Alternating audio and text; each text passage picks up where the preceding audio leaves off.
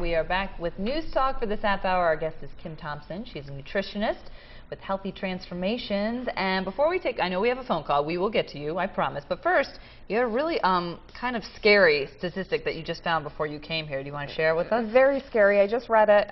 Global cost of chronic disease by 2030 is estimated at $47 trillion. Oh my gosh, trillion. Trillion. And that is only for the top 5 chronic diseases, that being heart disease, cancers, mental illnesses, lung disease, and diabetes. Wow, and diabetes, I mean, that's a big one too. Which is huge. There's a lot of connections, but regardless, $47 trillion. I mean, these numbers are staggering, and the best part about the article really was at the end, they said the way to manage this is lifestyle, which means food. Yep. Food and exercise. Exactly. And so talking today about just some of those foods that are in season, it's kind of a perfect tie-in to what just got reported this morning. It is. So we'll get to that in just a bit, but first I want to get to the phone call. So good afternoon. What's your question for Kim? Hi, Kim. Hi. My husband is a cardiac patient. Okay. And he was placed on a mighty fast diet. Okay. Do you know anything about that? I do. I do know a little bit about that. In my opinion, from a functional medicine standpoint, I'm always looking at lifestyle overall. I know some people get some very quick results with MetaFast, but I'm looking for the long-term results as well.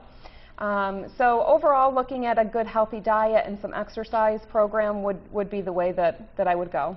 All right. Well, kind of going back into, what's in season right now, because a lot of people, they have their own little gardens or they're checking out farmers markets. Sometimes what is in season and what should I be picking out? So you've got some tips for us, and we've made a couple graphics to show you what's in season. What should we be looking for right now? There's a lot in season right now. We always think of just the apples, and New York State is great for that, along with Washington State. So get out there and get your apples. But as far as vegetables, you have a lot of squashes, things like acorn and butternut squash, which you can just grill up. You can make soups out of. Ooh, yeah. Cauliflower is also in season now. Okay.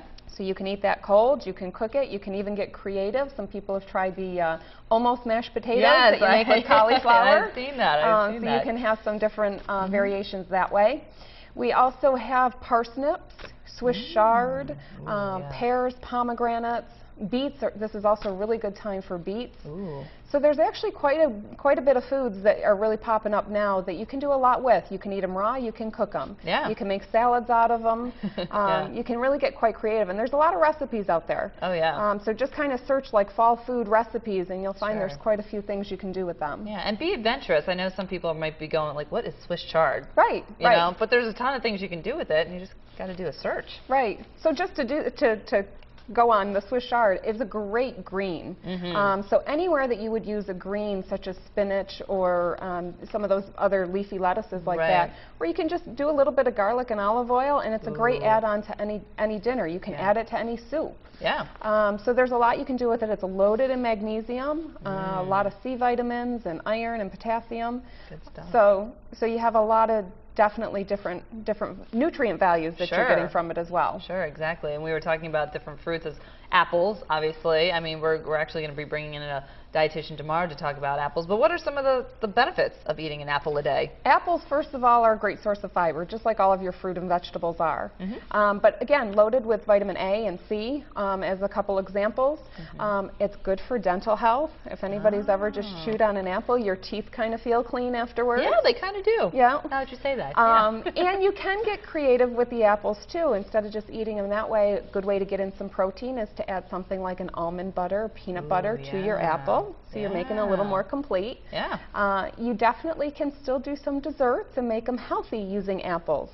A little apple crumble with little oats and some cinnamon, and it's a great healthy dessert. Yeah, and you get the kids to eat it too. That's always the tricky part, is getting them to eat their fruits and veggies. But if you get creative, absolutely, then they'll be more apt to eat it. Absolutely. So, I mean, where are some places then that people can find these fresh items? Sure. Obviously, the supermarkets are always there, depending. I mean, apples are going to be coming from New York, but some of the other things maybe not necessarily.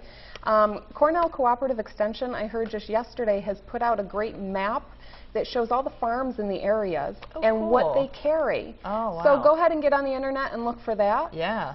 So you can really you can go visit the farms and get the fresh foods right there. Yeah.